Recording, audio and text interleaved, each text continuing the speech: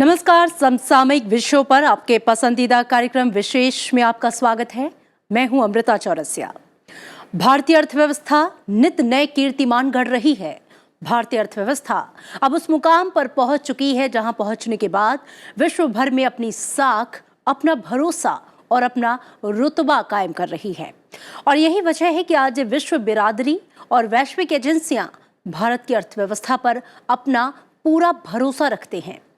विश्व बैंक, अंतर्राष्ट्रीय मुद्रा कोष और दूसरी तमाम आर्थिक एजेंसियां भारतीय अर्थव्यवस्था को दुनिया की सबसे तेज गति से उभरती अर्थव्यवस्था बता रही हैं।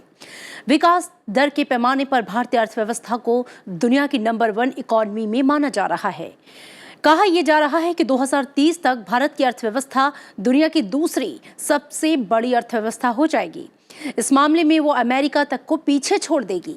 जहां दुनिया के बड़े बड़े देशों में आर्थिक मोर्चे पर सुस्ती का आलम है, तो वहीं भारतीय अर्थव्यवस्था तेजी से आगे बढ़ रही है।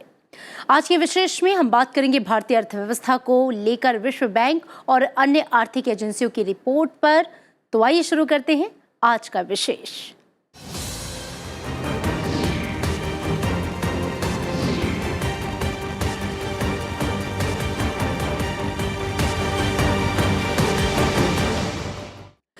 जीडीपी विकास दर के मामले में भारत की अर्थव्यवस्था को दुनिया की इकॉनमी नंबर 1 कह सकते हैं। विश्व बैंक ने वैश्विक अर्थव्यवस्था पर जो रिपोर्ट जारी की है, उससे यही जाहिर होता है। विश्व बैंक का कहना है कि भारत का ग्रोथ आउटलुक अभी भी मजबूत है और भारत अब भी सबसे तेजी से बढ़ती बड़ी अर्थव्यवस्था है। हालांकि विश्व बैंक ने यह माना है कि वैश्विक अर्थव्यवस्था की सेहत ठीक नहीं है।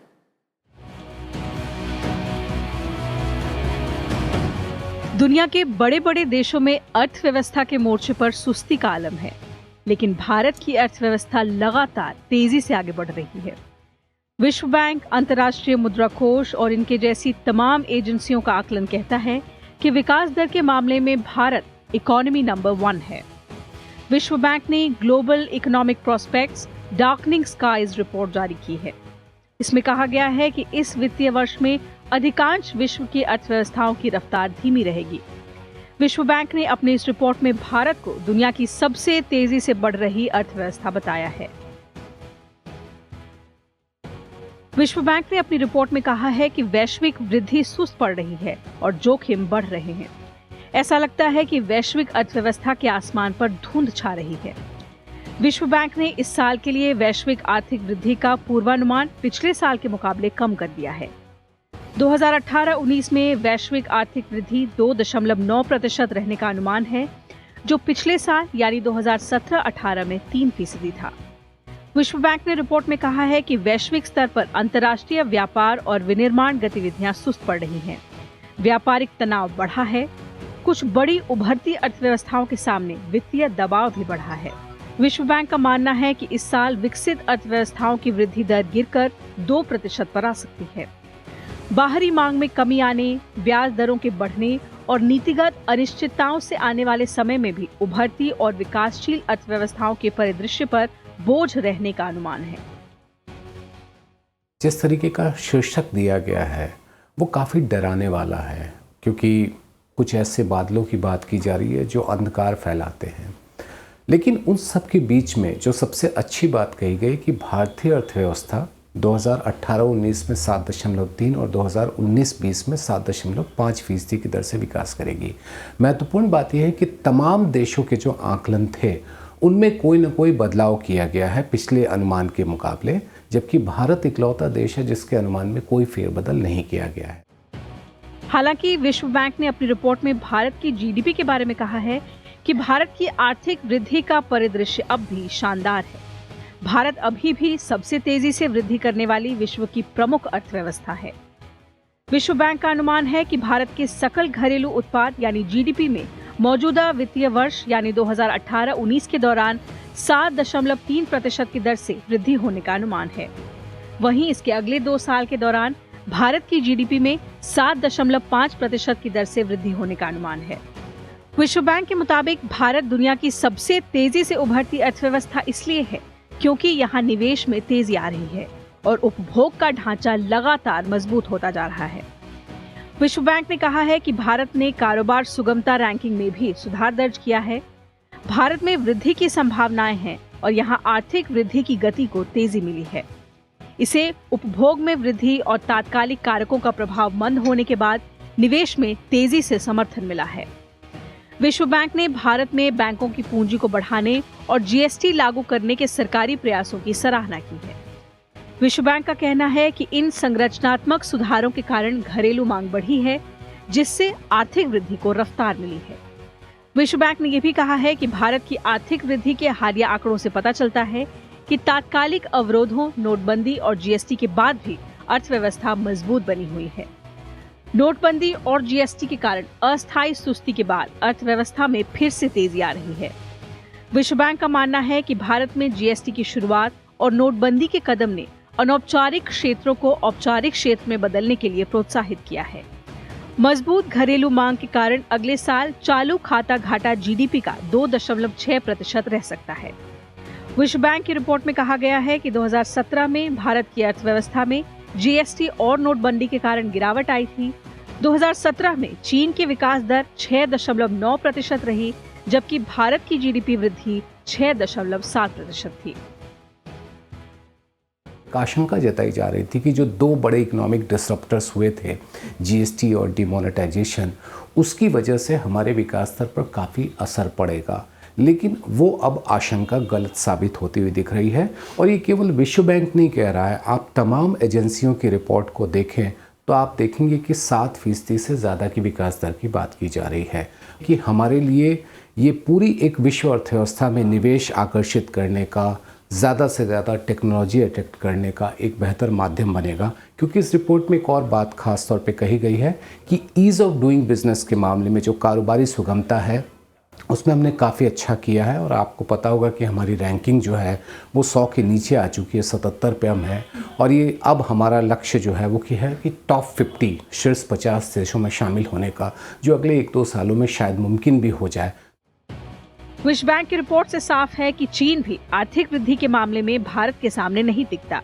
चीन में आर्थिक वृद्धि 2019 और 2020 में 6.2% और 2021 में 6% रहने का अनुमान है। आज के दिन में भारत सबसे तेजी से विकसित होने वाला देश, चीन को तो उसने पीछे छोड़ दिया है जो सबसे ज़्यादा तेजी से विकसित हो रहा था और अब ये स्थिति बनी रहेगी। मुझे नहीं लगता कि आने वाले कुछ समय तक कोई और ऐसा देश है जो कि विकास की इस गति को मैच कर सकेगा। ज़्यादातर निवेश जो है वो सरकारी निवेश होता है। अब यहाँ पर ज़रूरत इस बात की है कि हम ज़्यादा से ज़्यादा विदेशी निवेश न केवल पूंजी बल्कि तकनीक के रूप में भी जुटाएं। जब आपकी विकास दर बहुत बेहतर होती है, जब आपकी कारोबारी सुगमता की रैंकिंग अच्छी होती है, जब आपकी तमाम एजेंसियाँ आपके विकास के ऊपर भरोसा जताती हैं, तो विदेशी निवेशक भी आपके यहाँ आकर के पैसा लगाना बेहतर समझते हैं। जब विदेशी निवेशक आते हैं और उसके साथ साथ देसी निवेशकों के बीच में भी एक विश्वास का माहौल बनता है, उन्हें लगता है कि नहीं, हमारे लिए यहीं पैसा लगाना बेहतर है, तो दोनों निवेश, देसी और विदेशी दोनों बढ़ेंगे। तो इसका फ़ायदा ये होगा कि आपकी विकास की रफ्तार और तेज होगी। विश्व बैंक ने अपनी रिपोर्ट में भारत के साथ ही बाकी दक्षिण एशियाई देशों की अर्थव्यवस्था की उज्जवल तस्वीर दिखाई है। मौजूदा वित्तीय वर्ष में विकासशील देशों की औसत आर्थिक वृद्धि दर 4.2% रहने का अनुमान जताया गया है। लीना शर्मा के साथ bureau report, Rajya Sabha TV.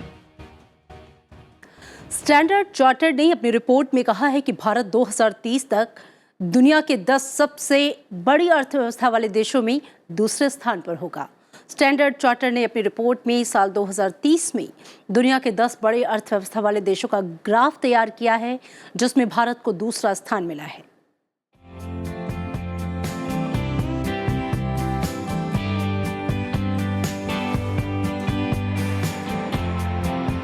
Bharat की अर्थव्यवस्था में सुधार का दौर लगातार जारी है।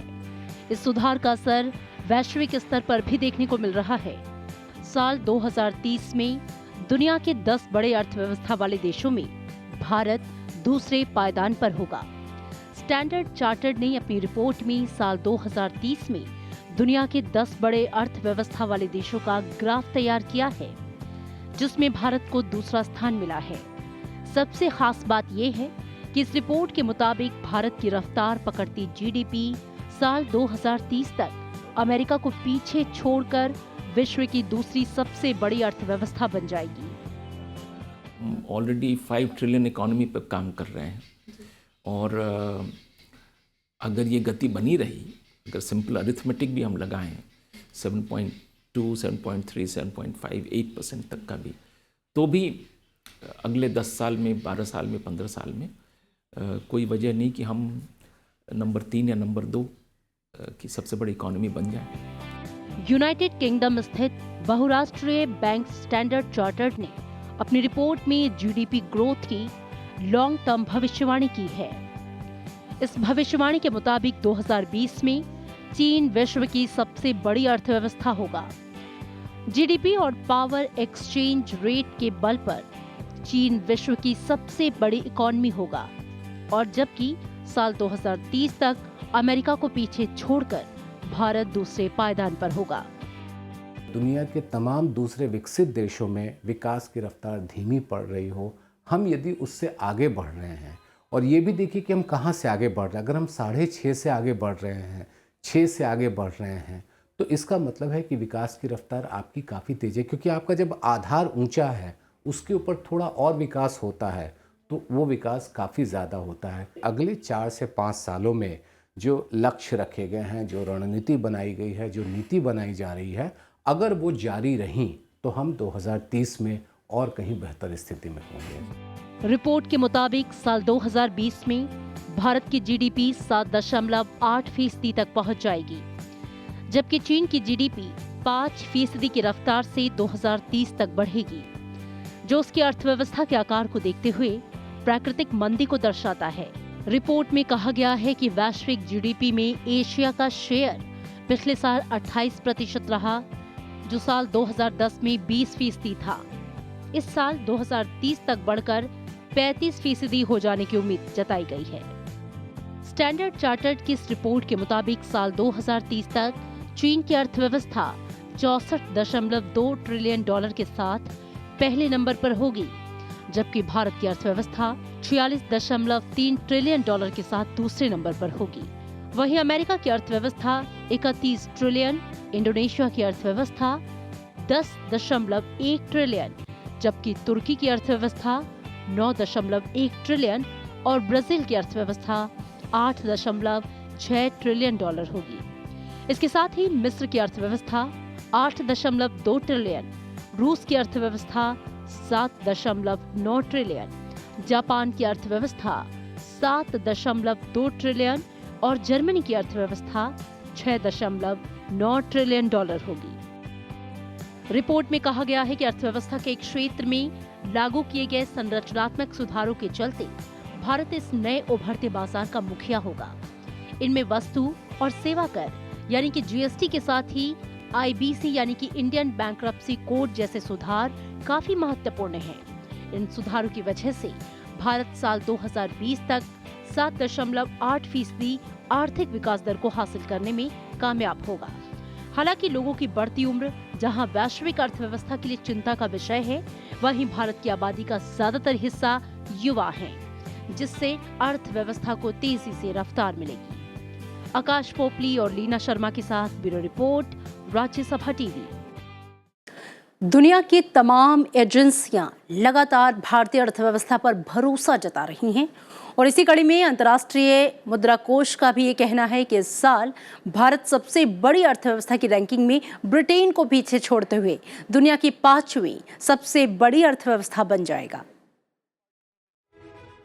देश की केंद्रीय सांख्यिकी कार्यालय यानी सीएसओ ने भी ये माना है कि कृषि और विनिर्माण क्षेत्र के प्रदर्शन में सुधार की बदौलत चालू वित्त वर्ष यानी कि 2018-19 में भारतीय अर्थव्यवस्था तेज गति से आगे बढ़ेगी।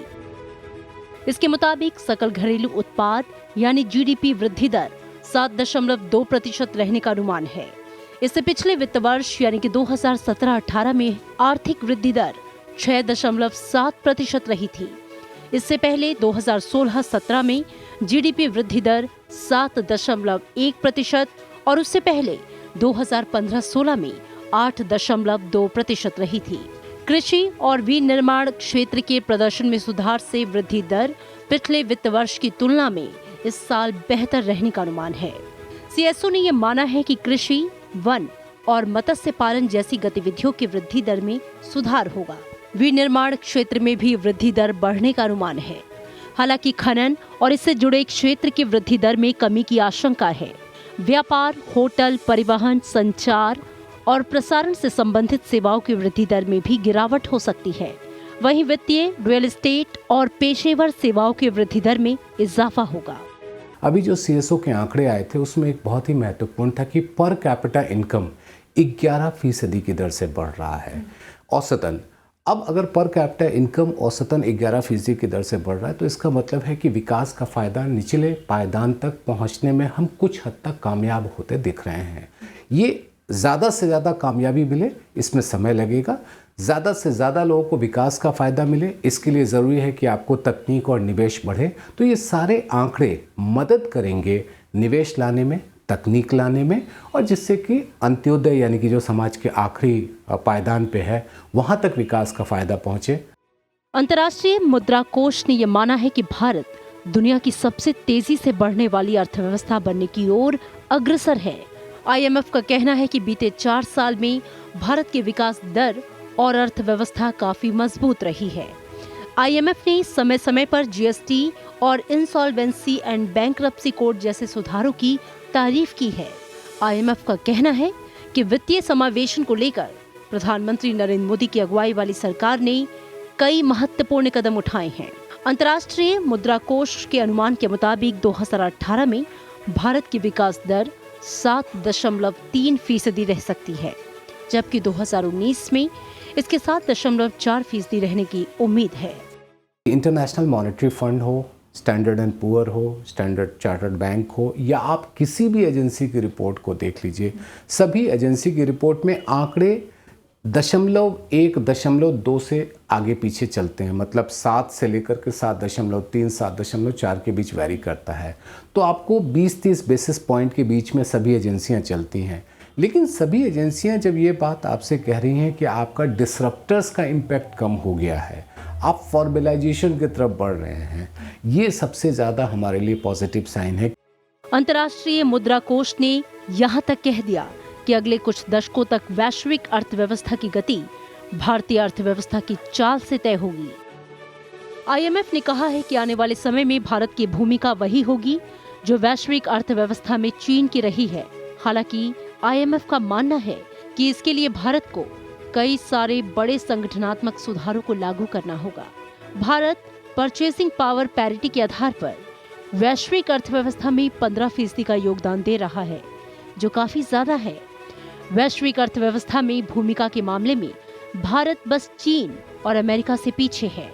अगस्त में आईएमएफ की रिपोर्ट में यह कहा गया कि भारत लंबे समय से वैश्विक अर्थव्यवस्था की रीढ़ बना रहेगा। भारत युवाओं का देश है और अभी उसके पास करीब 3 दशकों का समय है। जब उसकी ये आबादी कम होना शुरू होगी तो ये काफी लंबा समय है। एशिया में ये भारत का समय है और कुछ ही अन्य एशियाई देश हैं जिसके पास ऐसी स्थिति है। अंतर्राष्ट्रीय मुद्रा कोष ने जीएसटी को भारत का महत्वपूर्ण सुधार बताया है। अर्थव्यवस्था में जब औपचारिकरण होता है तो इसका सबसे बड़ा फायदा ये होता है कि ज़्यादा से ज़्यादा लोग सही तरीके से, वैध तरीके से, कानूनी तरीके से कारोबार व्यापार करते हैं, सही तरीके से टैक्स भरते हैं, टैक्स देने वालों की संख्या बढ़ती है, टैक्स से आपकी कमाई बढ़ती है। और जब ये सारी चीज़ें होती है तो आपके पास इतने संसाधन होते हैं कि आप ज़्यादा से ज़्यादा कल्याणकारी योजनाएँ चला सकते हैं। तो ये जो डिसरप्टर्स का इम्पैक्ट है अब वो एक पॉजिटिव आ गया है। तो आप आईएमएफ की रिपोर्ट में भी इस चीज़ को पाएंगे कि उन्होंने जीएसटी और डिमोनेटाइजेशन के शॉर्ट टर्म इम्पैक्ट से उबरते हुए लंबे समय में पॉजिटिव डेवलपमेंट की बात कह रहे हैं। अंतर्राष्ट्रीय मुद्रा कोष के मुताबिक 2019 में भारत सबसे बड़ी अर्थव्यवस्था की रैंकिंग में ब्रिटेन से आगे निकल सकता है। इससे पहले भारत फ्रांस को पीछे छोड़ बीते साल जुलाई में सबसे बड़ी अर्थव्यवस्था की रैंकिंग में 6ठे स्थान पर पहुंचा था। आईएमएफ और विश्व बैंक के आंकड़े ये बताते हैं कि एक दशक पहले भारत की जीडीपी फ्रांस से तकरीबन आधी थी। आईएमएफ के अनुमान बताते हैं कि इस साल ब्रिटेन 7वें पायदान पर खिसक सकता है। इसके साथ ही वो भारत और फ्रांस से भी पीछे चला जाएगा। फिलहाल सकल घरेलू उत्पाद के मामले में ब्रिटेन दुनिया की 5वीं सबसे बड़ी अर्थव्यवस्था है। इस रैंकिंग में सबसे पहले नंबर पर अमेरिका, उसके बाद चीन, जापान और जर्मनी है। भारत के वित्तीय भविष्य के बारे में सब जगह लोग आशान्वित हैं। तो ये रिपोर्ट्स आशा की रिपोर्ट्स, होप की रिपोर्ट्स हैं और आगे चल के मुझे लगता है कि आने वाले सालों की रिपोर्ट्स और ज़्यादा पॉजिटिव होंगी इंडिया के बारे में। दुनिया की तमाम आर्थिक एजेंसियों का ये मत है कि दुनिया की तेजी से बढ़ती अर्थव्यवस्थाओं में भारत अपने तेज विकास दर और बड़ी आबादी के कारण वैश्विक जीडीपी रेस में आगे बढ़ना जारी रखेगा। स्टैंडर्ड चार्टर्ड की रिपोर्ट में भी ये कहा गया है कि भारत की रफ्तार पकड़ती जीडीपी साल 2030 तक अमेरिका को पछाड़कर विश्व की दूसरी सबसे बड़ी अर्थव्यवस्था बन जाएगी। आकाश पोपली और लीना शर्मा के साथ ब्यूरो रिपोर्ट, राज्यसभा टीवी। अर्थव्यवस्था के एक क्षेत्र में लगातार हो रहे व्यापक सुधार का ही नतीजा है कि वैश्विक अर्थव्यवस्था में भारत की एक अलग पहचान बनती जा रही है। सरकार नए भारत के निर्माण के लक्ष्य को हासिल करने में जुटी है और अर्थव्यवस्था के हर एक क्षेत्र में लगातार नए आयामों को छूने की कोशिश जारी है और इसके लिए नीति आयोग ने भी कार्यनीति तैयार की है।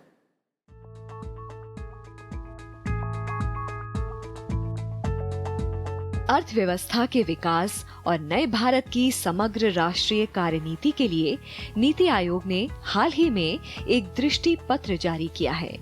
इसे अभिनव भारत @75 के लिए कार्यनीति नाम दिया गया है। इसमें 2022 से 2023 के लिए स्पष्ट उद्देश्यों को परिभाषित किया गया है। इस कार्यनीति दस्तावेज में नीतिगत वातावरण में और सुधार लाने पर महत्वपूर्ण रूप से ध्यान केंद्रित किया गया है। इसका मकसद है कि निजी निवेशक और अन्य हितधारक नए भारत 2022 के लिए निर्धारित लक्ष्यों की प्राप्ति की दिशा में अपनी पूरी क्षमता के साथ योगदान दे सकें और 2030 तक भारत को $5 खरब वाली अर्थव्यवस्था बनाने की दिशा में आगे बढ़ा सकें। दस्तावेज के 41 अध्यायों को 4 खंडों वाहक यानी ड्राइवर, इंफ्रास्ट्रक्चर यानी बुनियादी ढांचा, समावेशन और गवर्नेंस में विभाजित किया गया है। सबसे पहले बात करते हैं पहले खंड वाहक की। 2018 से 2023 के दौरान लगभग 8% जीडीपी की विकास दर करने का लक्ष्य रखा गया है, जिससे अर्थव्यवस्था की गति को निरंतर तेजी से बढ़ाया जाए। इससे अर्थव्यवस्था के आकार में वास्तविक अर्थ में विस्तार होगा। भारतीय अर्थव्यवस्था 2017 से 2018 में $2.7 खरब से बढ़कर 2022-2023 तक लगभग $4 खरब तक पहुंच जाएगी। नीति आयोग चाहता है कि 29% की निवेश दर 2022 तक 36% तक चली जाए और कर जीडीपी का अनुपात 17% से बढ़कर कम से कम 22% तक हो जाए। आयोग ने किसानों की आय दोगुनी करने के लिए कृषि का बाजार बढ़ाने और गांवों को सड़क और इंटरनेट से जोड़ने का सुझाव दिया है। इसके लिए राष्ट्रीय कृषि मंडियों का विस्तार किया जाना है। साथ ही किसानों को कृषि उद्यमियों में परिवर्तित करने पर बल दिया गया है। शून्य बजट प्राकृतिक खेती की तकनीकों को बढ़ावा देकर खेती की लागत में कमी लाना है। मिट्टी की गुणवत्ता में सुधार और किसानों की आमदनी बढ़ाने पर जोर दिया गया है। नीति आयोग ने रोजगार के मौके बढ़ाने के लिए श्रम कानूनों की पूरी तरह से कोडिफिकेशन की बात कही है। बुनियादी ढांचों की बात करें तो नीति आयोग ने पहले से मंजूर किए जा चुके रेल विकास प्राधिकरण की स्थापना में तेजी लाने पर जोर दिया है। रेल विकास प्राधिकरण रेलवे के लिए एकीकृत, पारदर्शी और गतिशील मूल्य व्यवस्था के सिलसिले में सुझाव देने और सही फैसला करने का काम करेगा। तटीय जहाजरानी और अंतर्देशीय जल मार्गों से माल ढुलाई के हिस्सों को दोगुना करने का लक्ष्य रखा गया है। बुनियादी ढांचा पूरी तरह तैयार होने तक वायबिलिटी गैप फंडिंग उपलब्ध कराई जाएगी। परिवहन के विभिन्न साधनों को एकीकृत करना और मल्टी मॉडल और डिजिटाइज्ड गतिशीलता को बढ़ावा देने के लिए आईटी आधारित मंच का विकास किया जाना है। 2019 में भारत नेट कार्यक्रम के पूरे होने के साथ ही 2.5 लाख ग्राम पंचायतें डिजिटल रूप से जुड़ जाएंगी। 2022-23 तक सभी सरकारी सेवाओं राज्य, जिला और ग्राम पंचायत स्तर पर डिजिटल तरीके से उपलब्ध कराने का लक्ष्य है। अभिनव भारत @75 के लिए कार्यनीति में समावेशन से संबंधित खंड में सभी नागरिकों की क्षमताओं में वृद्धि करने का लक्ष्य है। इसके तहत स्वास्थ्य, शिक्षा और परंपरागत रूप से हाशिए पर मौजूद आबादी को बुनियादी सुविधाएं मुहैया कराकर उन्हें मुख्य धारा में लाने पर बल दिया गया है। नए भारत के लिए कार्यनीति में अंतिम खंड गवर्नेंस से संबंधित है। इसमें विकास के बेहतर निष्कर्ष हासिल करने के लिए गवर्नेंस के ढांचों को सुव्यवस्थित और प्रक्रियाओं के अनुकूल बनाने पर जोर है। पिछले कुछ सालों में आर्थिक वृद्धि को बढ़ावा देने और निवेशकों का भरोसा बढ़ाने के लिए अनेक कदम उठाए गए हैं। इसके तहत विनिर्माण को बढ़ावा देने, प्रत्यक्ष विदेशी निवेश नीति में व्यापक सुधार, वस्त्र उद्योग के लिए विशेष पैकेज, किफायती आवास को इंफ्रास्ट्रक्चर का दर्जा देकर बुनियादी क्षेत्र का विकास, तटीय क्षेत्रों को जोड़ने के लिए कदम शामिल हैं। Bureau report, Rajya Sabha TV.